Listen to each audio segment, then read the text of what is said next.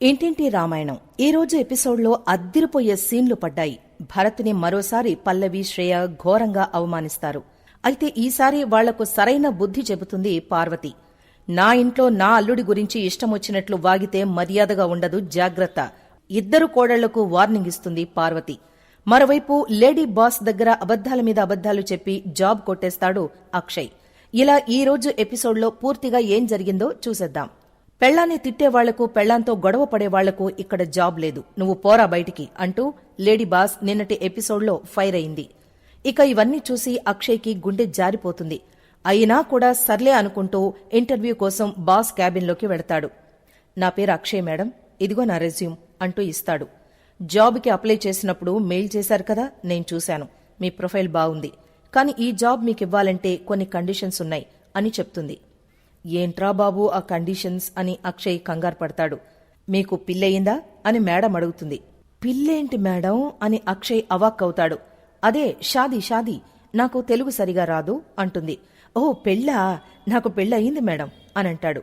నీ కుటుంబాన్ని ఎలా చూసుకుంటారు అని బాస్ అడగ్గానే అక్షయ్ ఒక్కసారి ఫ్లాష్ బ్యాక్కి వెళ్తాడు. తమ్ముళ్ల మీద చేయి చేసుకోవడం, పార్వతి రాజేంద్ర మాట వినకపోవడం, అవనిని మాటిమాటికే అవమానించడం, ఈ సీన్లన్నీ బుర్రలో రన్నవుతాయి. వామ్మో అనుకుని పైకి మాత్రం చాలా తీయగా అబద్ధాలు చెప్తాడు. చాలా బాగా చూసుకుంటాను మేడం అని అక్షయ్ అనగానే అందరూ ఇలాగే చెప్తారు. మీరు మీ వైఫ్తో ఎలా ఉంటారు, హ్యాపీగా ఉంటారా లేక గొడవలు పడతారా అని అడుగుతుంది. అబ్బే లేదు మేడం, మా మధ్య గొడవలే ఉండవు, నిజం మేడం అంటూ బాగా సోపేస్తాడు అక్షయ్. పెళ్లాన్ని గౌరవించని వాళ్లు, పెళ్లాంతో గొడవలు పడేవాళ్లు నాకు నచ్చరు. ఎందుకంటే బంధాల్ని గౌరవించని వాళ్లకి బాధ్యతల మీద గౌరవం ఉండదు. జాబ్ అనేది బాధ్యత కదా. నీకు నీ వైఫ్కి మధ్య బాండింగ్ ఎలా ఉంటుంది, గుడ్ రిలేషనా లేక అడ్జస్ట్మెంట్ రిలేషనా అని సూటిగా అడిగేస్తుంది lady boss. Lovely and happy relation madam, నాకు నా వైఫ్ అంటే చాలా ఇష్టం. ఎంత ఇష్టం అంటే ఏ చిన్న పని మీద బయటకెళ్లినా నా వైఫ్ నాకు ఎదురు రాకుండా వెళ్లను మేడం. నా భార్య అంటే నాకు అదృష్టం అంటూ అక్షయ్ మామూలుగా కవరింగ్ ఇవ్వడు. మరి మీ పేరెంట్స్ ని బాగా చూసుకుంటారా అని బాస్ అడుగుతుంది. అయ్యో, పేరెంట్స్ అనేవాళ్లు లేకపోతే మనం లేం కదా మేడం, వాళ్లు మనకి దేవుళ్లతో సమానం. వాళ్లతో నేను చాలా ప్రేమగా ఉంటాను అని అంటాడు. మీ డాడ్ ఎలా ఉంటారు అని అడిగితే, మేడం మా నాన్నగారు నేను తండ్రి కొడుకుల్లా కాకుండా క్లోజ్ ఫ్రెండ్స్లా ఉంటాం అని అబద్ధాల మీద అబద్ధాలు చెప్తాడు అక్షయ్. ఇక్కడ మీకొక చిన్న ఇన్ఫర్మేషన్ చెప్పాలి. మీరు చెప్పింది నిజం కాదని తెలిస్తే ఎలాంటి ముందస్తు సమాచారం ఇవ్వకుండా మిమ్మల్ని జాబ్ నుంచి తీసేస్తాను అనంటుంది బాస్. అలాంటిదేం లేదు మేడం, మాది చాలా హ్యాపీ ఫ్యామిలీ. మా ఫ్యామిలీ లైఫ్ ఈజ్ బ్యూటిఫుల్లా ఉంటుంది మేడం అనంటాడు. నాకొక చిన్న డౌట్ మేడం, నా జాబ్ గురించి కాకుండా పర్సనల్ విషయాల గురించి ఎందుకు అడుగుతున్నారు మేడం అని అక్షయ్ తన డౌట్ ని అడుగుతాడు. ఎందుకంటే నాకు ప్రొఫెషనల్ వాల్యూస్ కన్నా మానవ సంబంధాలు ముఖ్యం. మంచి జాబ్, మంచి సాలరీ ఉంటే మనం మాత్రమే బాగుంటాం. అదే ఫ్యామిలీస్ బావుంటే సొసైటీ బావుంటుంది. సొసైటీ బావుంటే దేశం బావుంటుంది. దేశం బావుంటే ఈ ప్రపంచమే బాగుంటుంది, అవునా అని బాస్ అడుగుతుంది. ఈ మాట వినగానే అక్షయ్ వామ్మో ఎందుకులే ఈ జాబ్ అని పైకి లేస్తాడు. ఇంతలో రాజేంద్ర అన్న మాటలు గుర్తొస్తాయి. రే అక్షయ్, ఆరాధ్యకి స్కూల్ ఫీజు కట్టమని అడుగుతున్నారట, ఎప్పుడు కడతావు అని అడిగితే నేనా అని అక్షయ్ అంటాడు. మరి నువ్వు కాకపోతే నీ కూతురు స్కూల్ ఫీజు ఇంకెవరు కడతారా? పెళ్లాం పెట్టిన భోజనానికి కూడా పేయింగ్ గెస్ట్ గా డబ్బులిస్తానని చెప్పినోడివి, కూతురు ఫీజుకి పుస్తకాలకి డబ్బివ్వాలని తెలీదా? నీకు నీ కూతురు కావాలని కోర్టుకు వెళ్లిన వాడివి, నీ కూతురుకి సంబంధించిన బాధ్యతలు నెరవేర్చాలని ఆ మాత్రం తెలీదా నీకు? పోనీ ఇవ్వలేను అని చెప్పు, నేనో అవనో కట్టేస్తాం అని రాజేంద్ర రెచ్చగొడతాడు. అవసరం లేదు, నేనే పే చేస్తాను, 2-3 రోజుల్లో స్కూల్కెళ్లి కట్టేస్తాను అనంటాడు అక్షయ్. ఈ విషయం గుర్తురాగానే అక్షయ్ కొంచెం తగ్గుతాడు. జాబ్ చేయకపోతే కూతురికి ఫీజు కట్టలేని చేతగాని వాడినని నాన్న అనుకుంటారు. నా కూతురికి కూడా సమాధానం చెప్పుకోలేను, నన్ను చీప్గా చూస్తారు, అవని ముందు కూడా చులకనైపోతాను అని మనసులో అనుకుంటాడు. ఇంతలో అక్షయ్, నీకు జాబ్ వద్దా అని బాస్ అడుగుతుంది. లేదు మేడం, నాకీ జాబ్ చాలా అవసరం అని అంటాడు. అయితే కండిషన్స్ కి ఒప్పుకున్నట్టే కదా అని బాస్ అడుగుతుంది. అమ్మో, ఫ్యామిలీ గురించి ఈవిడ ఇన్ని ఎంక్వైరీలు చేస్తోందంటే నా గురించి, నా పర్సనల్ లైఫ్ గురించి తెలుసుకోవడానికి ప్రయత్నిస్తుంది. అప్పుడు నన్ను నిర్దాక్షిణ్యంగా కొట్టి పొమ్మంటుంది. ఎలా మేనేజ్ చేయాలరా దేవుడా అని తల పట్టుకుంటాడు అక్షయ్. మరోవైపు పల్లవి శ్రేయ తాపీగా కూర్చుని ముచ్చట పెట్టుకుంటారు. అక్షయ్ బావ రానన్నారు కాబట్టి వ్రతం లేనట్టేగా అని శ్రేయ అంటే, అంతేగా అంటుంది పల్లవి. ఇంతలో ఏంటే ఇద్దరూ కూర్చుని ఏం మాట్లాడుకుంటున్నారు అని భానుమతి అడుగుతుంది. జరగని పెళ్లికి బాజాలెందుకు అనే టాపిక్ మీద మాట్లాడుకుంటున్నాం అమ్మమ్మ అని పల్లవి అంటుంది. వ్రతం చెడ్డా ఫలితం దక్కింది అంటారు కదా అమ్మమ్మగారు, అసలు వ్రతమే జరగకపోతే ఫలితం ఉండదు కదా అనుకుంటున్నాం అని శ్రేయ అంటుంది. అంటే నా కోడలు పార్వతి చెయ్యాలనుకుంటున్న వ్రతం జరగదనుకుంటున్నారా అని భానుమతి అడుగుతుంది. ఆ విషయం గురించి కాదు కాని అలాంటి విషయం గురించే అమ్మమ్మ అని పల్లవి అంటుంది. ఇంతలో ప్రణతి, భరత్ అక్కడికొస్తారు. కూర్చోబాబు అంటుంది భానుమతి. అమ్మమ్మ, మనింట్లో పనిచేసేవాణ్ణి పిలిచి మన పక్కన కూర్చోమంటే కూర్చుంటాడా చెప్పు? 1000 రూపాయలు ఇస్తామన్నా 1000 రూపాయలు ఇస్తామన్నా కూడా కూర్చోడు. ఎందుకంటే వాడికి మనతో కూర్చునే అర్హత లేదు కాబట్టి.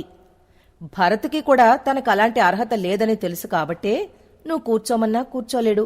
అది మనం అర్థం చేసుకోవాలమ్మమ్మా అని పల్లవి పొగరుగా చెప్తుంది. బుద్ధి లేకుండా ఏంటి ఆ మాటలు? భరత్ పనివాడు కాదు, నీ ఆడపడుచు భర్త, ఈ ఇంటి అల్లుడు.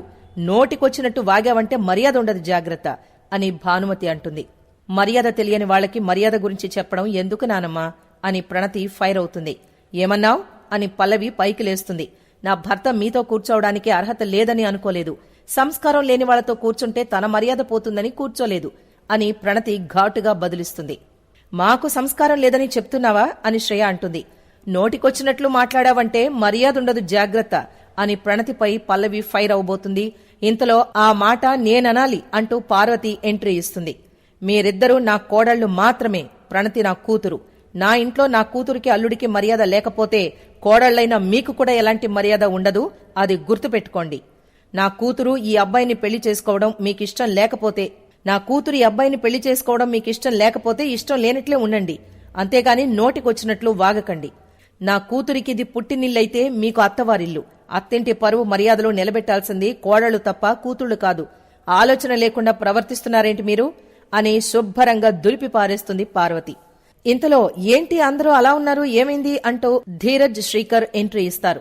ఏం లేదురా, ఏంటివన్నీ అని సామాన్లు చూసి అడుగుతుంది పార్వతి. వ్రతానికి కావలసిన పూజా సామాగ్రివి అంటాడు కమల్. అంటే మీ అన్నయ్య వస్తానన్నాడా?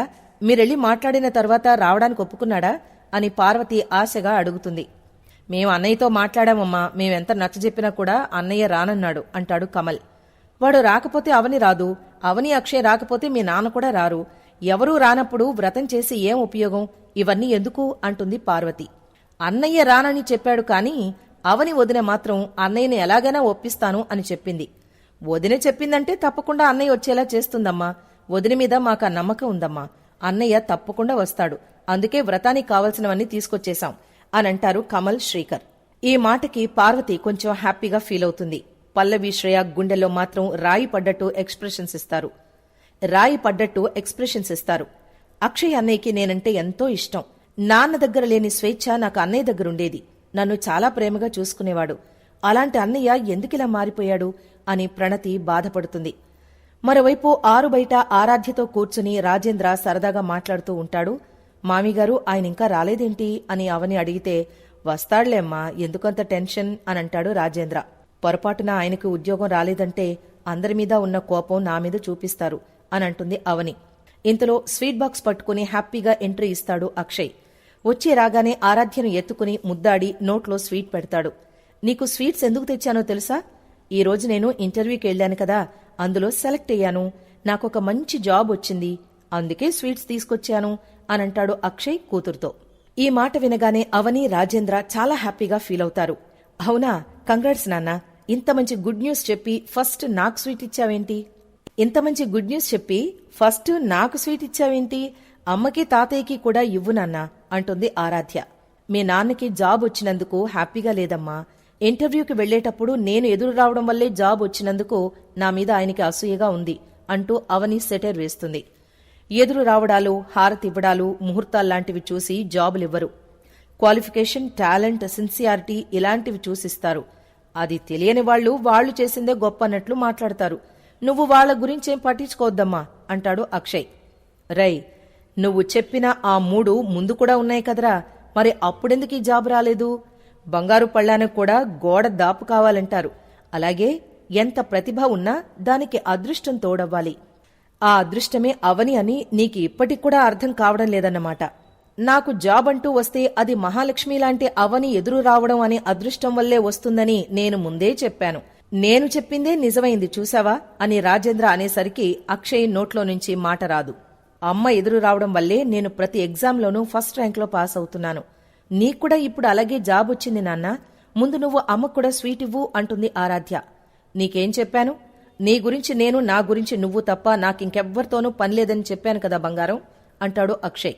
నాకు నువ్వెంతో అమ్మ కూడా అంతే. అమ్మకి స్వీట్ ఇవ్వు నాన్నా అని ఆరాధ్య బలవంతం చేస్తుంది. నీకివ్వాలనిపిస్తే నువ్వివ్వు, నాకేం అభ్యంతరం లేదు అంటాడు. కష్టాన్ని నలుగురితో పంచుకుంటే తరుగుతుంది, సంతోషాన్ని నలుగురితో పంచుకుంటే పెరుగుతుంది. అది కూడా తెలియని వాళ్ల గురించి నువ్వెక్కువగా ఆలోచించకూడదులేమ్మా, నువ్వు తిను అంటుంది అవని. నీ సెటైర్లకు ఎలా సమాధానం చెప్పాలో నాక్కూడా తెలుసు అనంటాడు అక్షయ్. ఇక్కడితో నేటి ఎపిసోడ్ ముగిసిపోయింది.